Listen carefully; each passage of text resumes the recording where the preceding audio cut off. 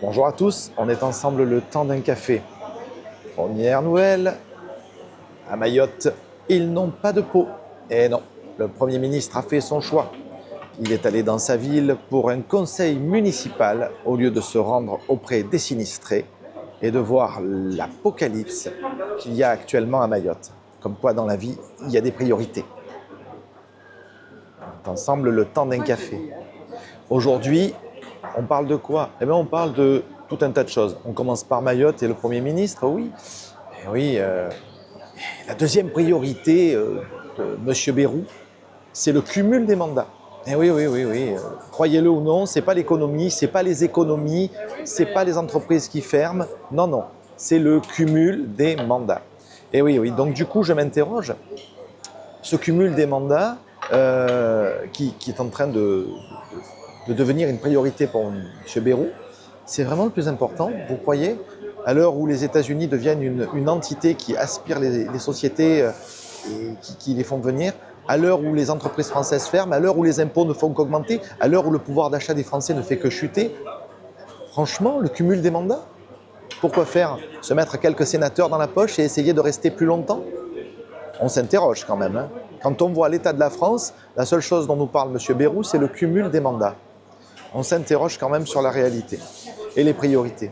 Et à Mayotte aussi d'ailleurs, je vous le dis. Parce que j'ai une pensée pour tous les gens qui sont là-bas et qui malheureusement vivent dans un pays dévasté, complètement détruit. Alors, là-bas, ils critiquent beaucoup la France et le pays, mais bon, bien heureux, bien content que la France vienne les aider. Du coup, c'est cool quand même. Donc, il y a des gendarmes qui ont été déployés pour la sécurisation, pour rendre les routes praticables et pour permettre à cette île de recouvrer une forme de vie normale. Ça prendra, ils l'ont dit, plusieurs années. Donc, courage à eux. En cette période de Noël, ça risque d'être compliqué.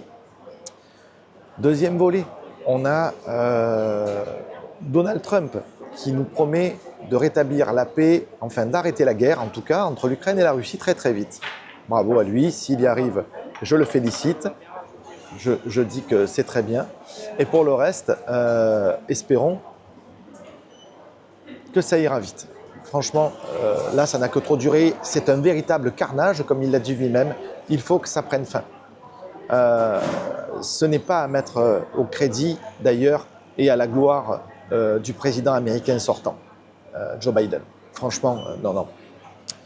Pas du tout. Mais là aussi, l'histoire jugera. Je ne suis pas historien. Enfin, on a le troisième volet, je dirais, économique aussi, qui est important.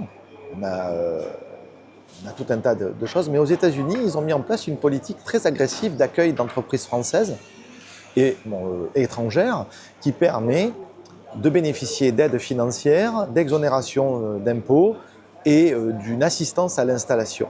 Alors oui, aujourd'hui, si vous êtes une entreprise qui compte vendre aux États-Unis, pour ne pas avoir la double peine et des taxes à l'import, vaudra mieux vous installer aux États-Unis et exporter vers l'Europe.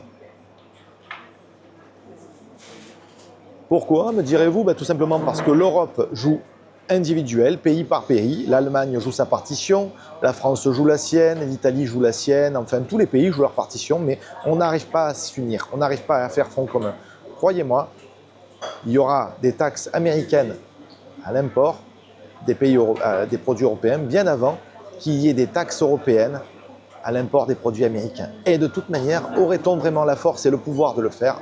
Je me demande. Donc aujourd'hui, si on se pose la question, faut-il se délocaliser et partir aux États-Unis? Est-ce que c'est le bon moment? Oui, avec l'arrivée de Donald Trump, je pense que c'est vraiment le bon moment.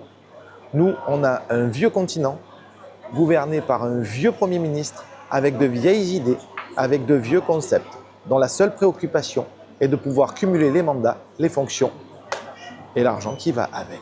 Voilà, voilà. Il est maire de Pau, il restera maire de Pau. S'il était femme de ménage en même temps, il le resterait également pour pouvoir cumuler les fonctions. Voilà, je voulais vous dire ça aujourd'hui, le temps d'un café. Ça sort un peu des clous des rubriques habituelles. On est en période de fête. Malheureusement, l'actualité internationale et politique est tendue, ainsi que l'actualité économique. Alors, je m'excuse pour le format un peu plus long. J'essaye de garder mon calme, un rythme de voix posé, même si ce n'est pas toujours évident.